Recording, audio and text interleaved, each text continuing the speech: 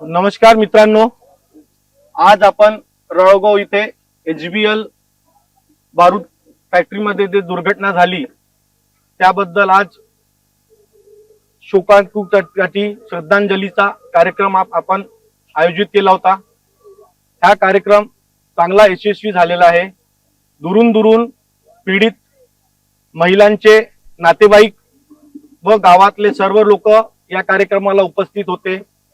फक्त एकच दुःख असं आहे की आमच्या गावचा एक व्यक्ती आहे, तो 12 ते 15 वर्षापासून स्वतःला नेता समजून घेत आहे। त्यांनी ना स्वतःचा कधी आपलं भलं केलं, ना आपल्या परिवाराचं भलं केलं, नाही आपल्या गावाचं भलं केलं।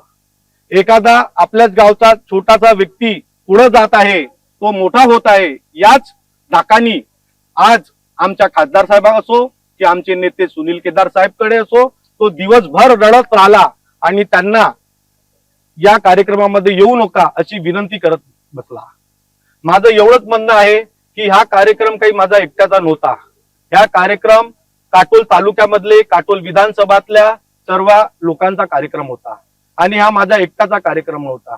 मी अशा व्यक्तीचा निषेध करतो आणि याच्या पुढे अशा व्यक्तींनी आपल्या या गावामध्ये अशा व्यक्तींना उभं ठेवलं पाहिजे अशी मी या गावकऱ्यांना विनंती करतो। आज विकासाचं राजकारण झालं पाहिजे आहे। तुम्ही एकामेकाला का ओढता? तुम्ही काहीच आपल्या जीवनामध्ये काहीच करू शकले नाही म्हणून दुसऱ्यांनी पण काही केलं नाही पाहिजे असं तुम्हाला वाटते। आमचे नेते माननीय सुनील केदार साहेब, मी आज 20 वर्षापासून काँग्रेसमध्ये आहे। मी NUCI मध्ये पदाधिकारी होतो, युथ काँग्रेसमध्ये मी जिल्ह्याचा पदाधिकारी होतो। कामठीचे शुकूर नागानी यांच्यासोबत मी जनरल सेक्रेटरी होतो। नंतर मी शुकूर नागनी नंतर मुजीब पठाण यांच्यासोबत सुद्धा मी युथ काँग्रेसमध्ये काम केलं आहे।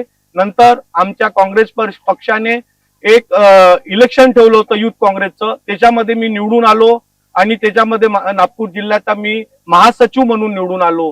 तेव्हा मला कुंदा राऊत ज्या जिल्हा परिषदच्या उपाध्यक्ष आहे त्यांच्यासोबत काम करण्याची संधी मिळाली आणि मी माझ्या संधीचं मी नेहमी सोनं करत आलेलो आहो आणि विकासाचं काम हेच मी आजपर्यंत करत आलेलो आहो। मी माझ्या गावामध्ये त्याच्या पहिले मी निवडून आलो होतो, तर माझ्याच कडून एक सदस्य दुसऱ्या पार्टीत गेला आणि माझं सरपंच पद हे हुकवल्यात गेलं आणि मी तिथे फक्त ग्रामपंचायत सदस्य म्हणून 5 वर्ष राहिलो। दुसऱ्या वेळेस पुन्हा मी ग्रामपंचायत लढलो। ग्रामपंचायत लढत असताना महिलाचं रोस्टर होतं, महिलाचं रोस्टर असल्यामुळे महिला सरपंच होती आणि उपसरपंच म्हणून मी 5 वर्ष राहिलो।